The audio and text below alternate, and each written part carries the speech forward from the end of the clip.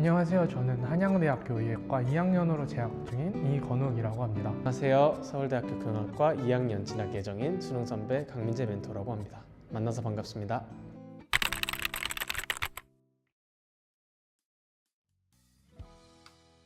수능 성적의 거의 대부분을 차지하는 과목이라고 생각을 합니다. 단순하게 표현을 하자면 대부분의 100분위를 제외한 모든 어떤 점수를 사용하는 학교들에서 거의 40에서 50% 정도의 반영 비율을 갖는 과목인데요. 특히 상위권 대학의 정시 전형에서 수학의 실질적 반영 비율이 가장 높은데, 예를 들어서 제가 다니고 있는 서울대학교의 경우 수학이 120%로 반영되어 국어 100%, 탐구 80%보다 높은 비중을 차지합니다. 따라서 수능 수학은 단순한 교과목이 아닌 여러분의 대학 진학을 좌우할 수 있는 핵심 과목이라고 할 수 있습니다. 수학에서 고득점을 받으면 다른 과목에서 부족한 점수를 보완할 수 있는 반면, 수학 점수가 낮으면 다른 과목에서 아무리 좋은 점수를 받더라도 원하는 대학에 진학하기 어려울 수 있습니다. 어느 대학 혹은 학과를 지망하고 있던 간에 수학 성적 그리고 수학 공부를 가장 우선순위에 두고 많은 시간을 투자해야 할 과목이라고 생각하시면 될 것 같습니다.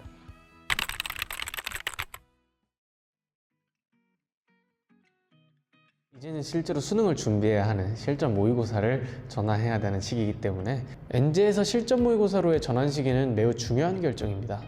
크게 시기적 그리고 실력적 두 가지 부분으로 한번 나눠볼 수가 있을 것 같아요. 시기적으로는 육모, 전후, 실력적으로는 엔제 시즌 1 정도는 무난하게 풀 정도의 실력이 되셨을 때 넘어가는 것이 가장 좋습니다. 시기적으로는 6월 이상적이지만 7월 초중반까지도 엔제 학습을 지속하는 것은 충분히 가능하다고 생각합니다. 6월이 되면 서바이벌, 강대 K 모의고사 등 다양한 실전 모의고사가 출시되지만 이 시기에 너무 조급해할 필요는 없다는 말을 전해드리고 싶습니다. 실전 모의고사는 단순한 문제풀이가 아닌 시간 배분과 실전 대처 능력을 키우는 단계이기 때문입니다. 실전 모의고사로 넘어가기 위해서는 엔제 학습이 충분히 이루어져야 합니다. 최상위 난도의 문제를 제외하고는 엔제의 대부분의 문제를 해결할 수 있는 수준이 되어서야 실전 모의고사 학습이 효과적이라고 생각합니다. 엔제 시즌 1 대표적으로 사회규칙이나 이해원, 문해전 등의 교재가 있는데요. 중상위 난이도 정도는 충분히 풀 만큼의 실력이 됐다. 내가 말했듯이 이전 시즌 혹은 기출을 풀어봤을 때도 받고자 하는 성적이 어느 정도 안정적으로 나오기 시작했다. 푸는데 막히는 부분이 없다라고 느끼실 때 넘어가는 것을 가장 추천드려요. 이 시기에 실전 모의고사로 전환하더라도 수능까지 실전 감각을 충분히 키울 수 있습니다. 중요한 것은 조급해하지 않고 엔제를 통한 충분한 수학적 사고력을 갖춘 후에 실전 모의고사로 전환하는 것이 중요하다고 생각합니다. 만약에 조금 일찍 실무풀이를 시작하고 싶다라고 하시면 육모 2주 혹은 한 달 정도 전쯤부터 작년 혹은 재작년 시리에 나온 실무들을 구해서 푸시는 걸 추천을 드립니다.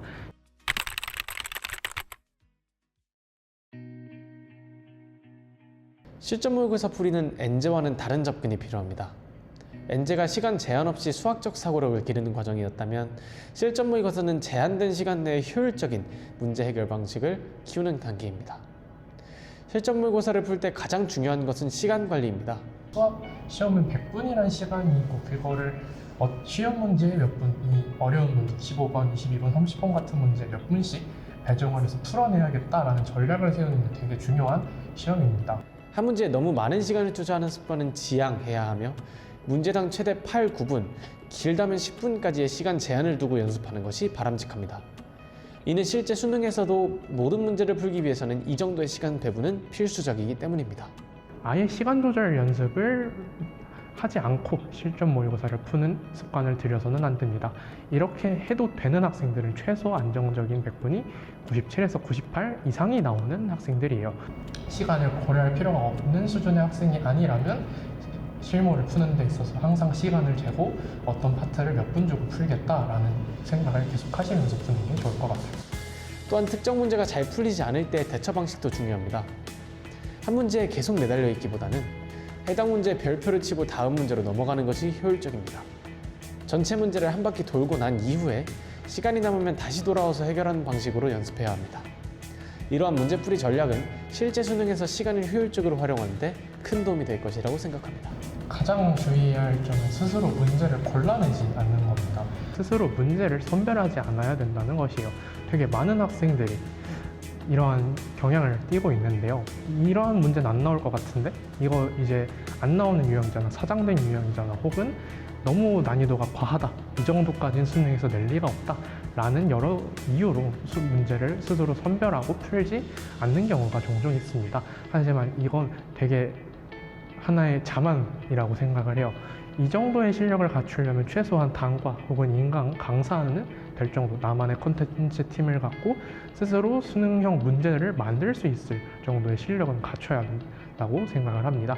그렇기 때문에 아무리 어려운 문제가 나와서 내가 본 시험 시간에 풀지 못하더라도 이후에 오답을 하고 정리를 하고 다시 한번 풀어보는 과정을 꼭 거치고 넘어가셨으면 좋겠어요.